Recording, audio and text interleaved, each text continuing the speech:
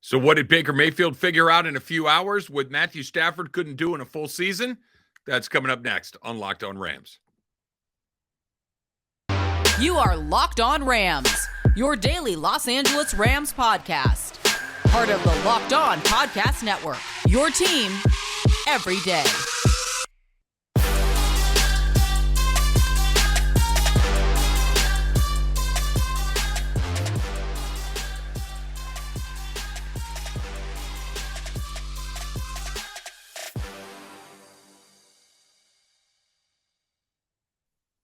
Thanks for making Locked On Rams your first listen every single day, free and available wherever you get your podcasts. My name is Travis Rogers.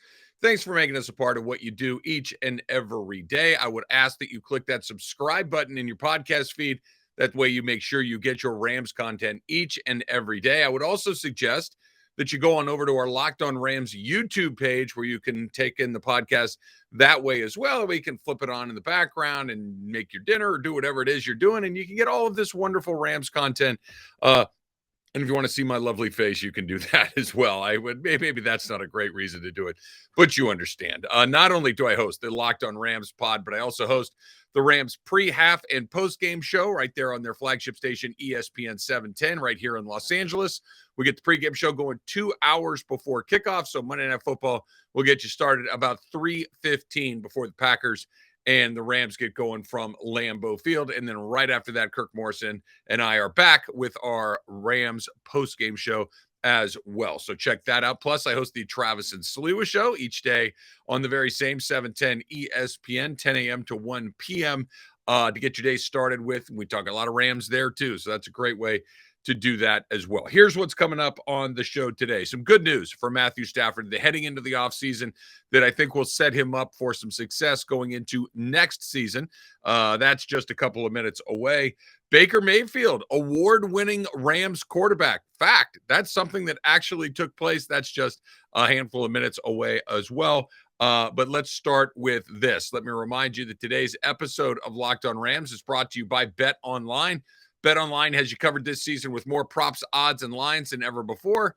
BetOnline, where the game starts. So, what did Baker Mayfield get squared away in literally a few hours where the Rams' Super Bowl winning quarterback, Matthew Stafford, was really never able to get something done? And let's put not just Matthew Stafford in there. Let's throw Sean McVay in there as well, because I think that this probably applies to him as much as it does to Matthew Stafford.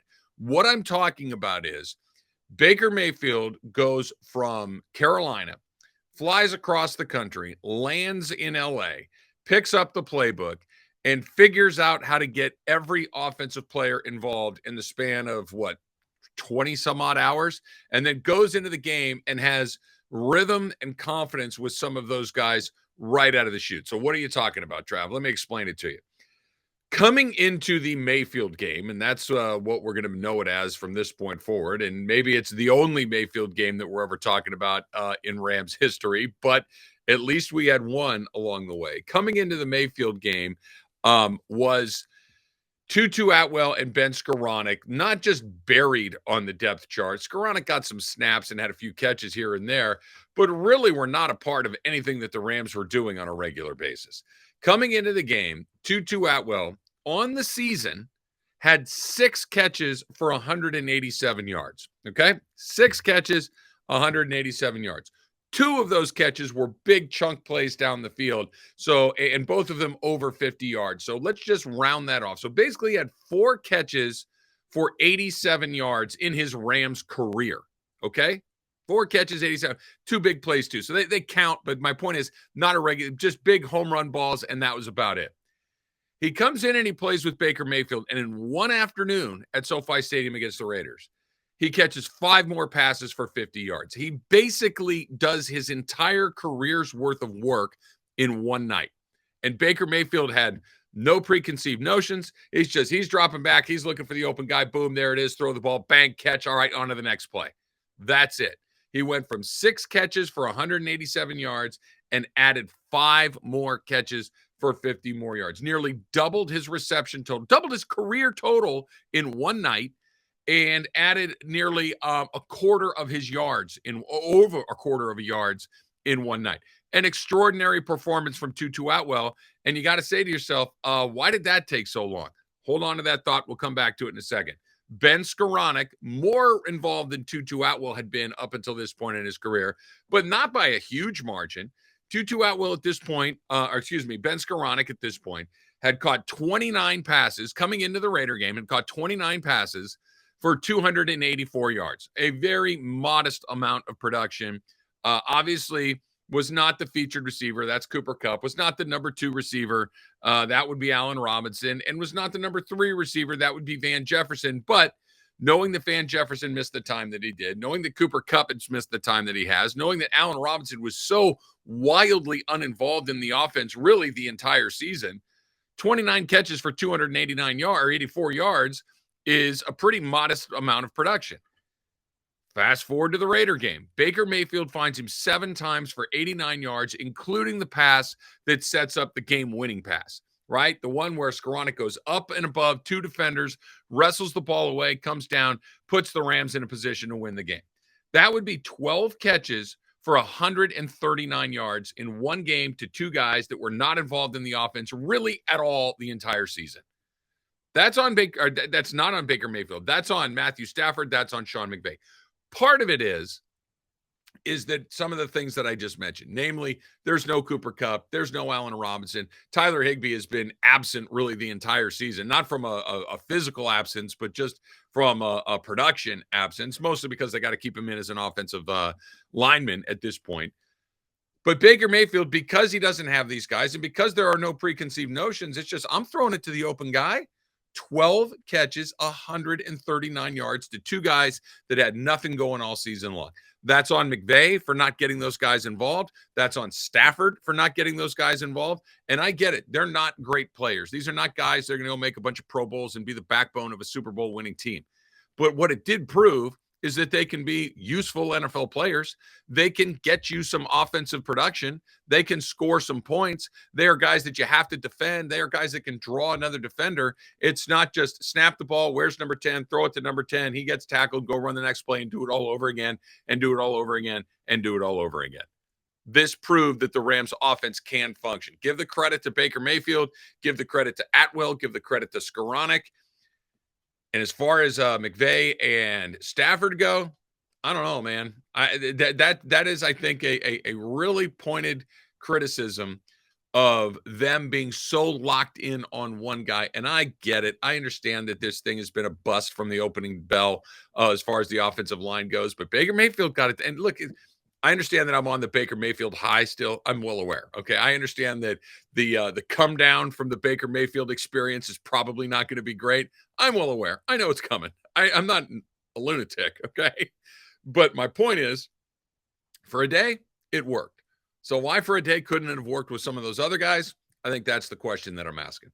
All right. Coming up next, speaking of the Baker Mayfield experience, I guess put a little bit of a trophy. I don't know, get a trophy, to get a certificate, to get a pat on the back. We'll figure it out next. That's coming up on Locked On Rams. These days, every new potential hire can feel like a high-stakes wager for your small business. You want to be 100% certain that you have access to the best qualified candidates available. That's why you have to check out LinkedIn Jobs. LinkedIn Jobs helps you find the right people for your team and faster and for free. This is one of the hardest things of running your small. You got to find the right people, and not just hiring the right guy, but getting a pool of people that includes the right guy, the right woman. This is what is so challenging, and this is why LinkedIn Jobs can help. Here's how you do it. You add your job in the purple hiring frame to your LinkedIn profile to spread the word that you're hiring. Simple tools like screening questions make it easy to focus on candidates with just the right skills and experience so you can quickly prioritize who you'd like to interview and hire. It's why small businesses rate LinkedIn Jobs #1 in delivering quality hires versus leading competitors. LinkedIn Jobs helps you find the qualified candidates you want to talk to faster. Post your job for free at linkedin.com/LockedOnNFL.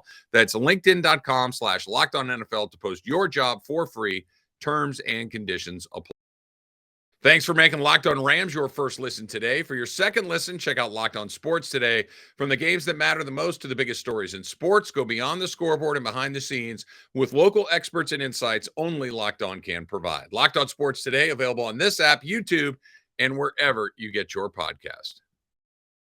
All right, so Baker Mayfield had a day for Los Angeles, right? He had a day for the Rams. He gave the Rams fans at least something to remember from the 2022 season, because here's what we're going to remember from this season. By the time we get into camp, by the time we get to the draft, by the time you get to all the stuff that gets you excited about the next year, we're going to remember very little about the 2022 campaign. I think there's three things that we'll take away from this. Number one, the Super Bowl hangover to beat all Super Bowl hangovers, right? This was not just a bad year after winning it all. This was the worst year after winning it all for a Super Bowl champion. Number two, an injury bug that took out basically every good player you have, whether it's Matthew Stafford, Cooper Kupp, Aaron Donald, Allen Robinson, the entire offensive line. Just one guy after the next has been dropping. And then the last thing, and maybe the only positive thing on this list, is Baker Mayfield winning a huge game for you on a nationally televised, a national TV standalone game against the Raiders in your own building when it was mostly Raider fans. And it was awesome. And he did it on a night where he had about 5 minutes to get ready, and he showed out, and he was great. And he got rewarded for it, which brings us to that Baker Mayfield has won the NFC Offensive Player of the Week for Week 14 after he did what he did, which was lead a 16-3 fourth quarter comeback, including a game-winning touchdown to Van Jefferson, a 98-yard drive with 1 minute and 38 seconds left, no timeouts, doesn't know the offense, completes 22 of 35 passes for 230 yards and a touchdown, and did not throw an interception in the process, did not turn the ball over in the process. Congratulations to him. I don't know what you get. I don't know if you get a plaque, a little award, a ribbon that you could pin to your shirt. I don't know. I don't know if it's like a school where they send you home with a bumper sticker that says my kid was the NFC Player of the Week in the National Football League. I don't know how it works, but what I do know is that it's a great thing for him to win. It's probably, I shouldn't say probably, it is definitely the highlight of Baker Mayfield's season individually. If you would have told Baker Mayfield a few weeks ago, hey, guess what? I know this season has been the season from hell from you. I know that nothing has gone the way that you wanted it to go. I know that you got run out of Cleveland because they went out and got Deshaun Watson. I know you went to a dreadful Carolina team that was so bad that the coach ended up getting fired. That was so bad that you and Sam Darnold, another first-round bust, were competing for time, and that P.J. Walker might have been the best quarterback on the roster. But hell, guess what? You're going to go bananas on a Thursday night football game with every football fan watching, and you're going to do it in SoFi Stadium as the quarterback of the Rams, and you're going to win the NFC Player of the Week. You might have taken that. Now, we'll see what happens over the course of the next 4 games. I'm calling my shot right now. I think the Rams go 1-3 over the course of these next 4. I think they lose on Monday. I think they lose to the Chargers. I think they lose to the Seahawks because Green Bay is just an impossible place to play. The Seahawks will probably still be playing for something. The Chargers almost definitely will be playing for something. And the Denver Broncos on Christmas Day are terrible. Russell Wilson's hurt. And even if he's not, he's terrible. And the Rams have an opportunity to win that game. That's going to be a very bizarre game, but we can talk about that as we get a little bit closer to it. But at least for a day, at least for a week, at least for a few hours, Baker Mayfield gets to feel really good about his 2022 season. The Los Angeles Rams get to feel really good about their 2022 NFL season, Week 14 specifically. And they got it. And it's out of nowhere, and it feels good. And it doesn't mean much in the grand scheme of things because the team is bad, and the team will probably not win very many more games going forward. But for a week, for a day, Baker Mayfield got to ride that wave. Good for him. Good for the organization. And even a team that's had a ton of success over the last 5 years, they kind of needed this one. They kind of needed a day where it's like, you know what? That was great. Think about it. That when I don't know what any of you all do, right? And we all have days. I don't care what it is, whatever your occupation is. You have some days and some weeks and some months where, man, nothing is going right. Nothing is just working out the way that I was hoping it was going to work out. And then all of a sudden, bam, something really awesome happens. And you're like, all right, there we go. That'll get me through the next couple of weeks and months and whatever might be coming up. And that's what Baker Mayfield got. Good for him. Good for the Rams. And hopefully that they can build on it moving forward. Some more good news. Maybe not quite as good a news as that, but some good news. Maybe it's not going to make any impact this year, but I think it's going to make a big impact heading into the 2023 season. That's coming up next on Locked On Rams. BetOnline.net is your number one source for sports betting info, stats, news, and analysis. Get the latest odds and trends from every professional and amateur league out there. From pro football, college bowl season's right around the corner. Basketball's going on. Hopefully you didn't have the Celtics last night. World Cup, and we've got it all at betonline.net. And if you love sports podcasts, you can even find those at BetOnline as well. We're always the fastest and easiest way to get your betting information. So head on over to the website today, or you can use your mobile device to learn more. Bet online where the game starts. And at last look, the Rams 7.5-point favorites going into Green Bay. Green Bay coming off of a bye. Aaron Rodgers very likely to get that start. And the Rams we've talked about the hangover that they've had going into Green Bay in that game. That could be a double hangover, both Super Bowl and the win of the year. We'll see what it looks like. Rams 7.5-point dogs. All that at Bet Online where the game starts.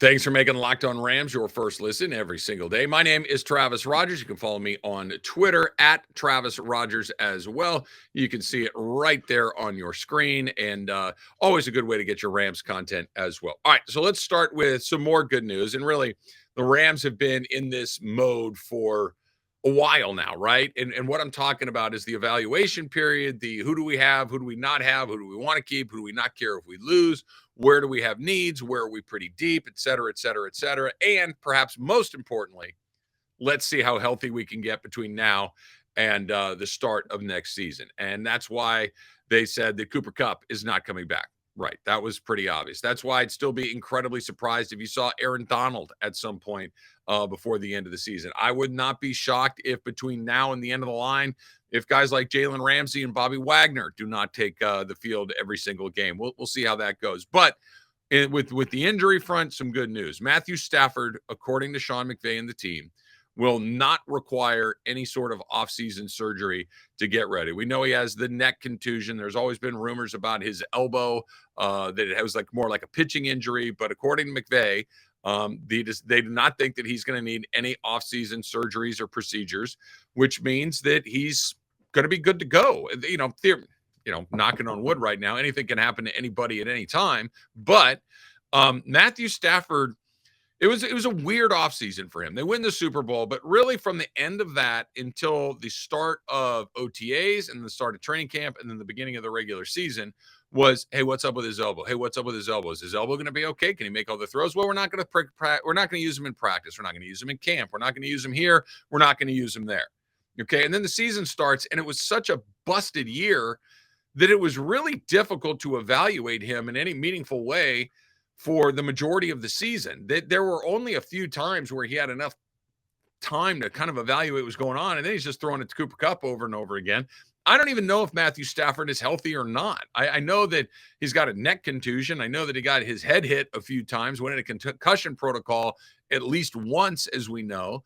So hopefully all of that stuff settles down. Hopefully his elbow is ready to go. And the fact that they're saying he's probably not going to need any surgeries, I think is very good news. Because look, as fun as it's been to have Baker Mayfield and as nice as it would be to have Mayfield as your number 2 quarterback, if the Rams are going to get back to where they want to get back to, they're going to have to do it with Matthew Stafford at his best or very, very close to it. You cannot have a quarterback. And the game's changing, right?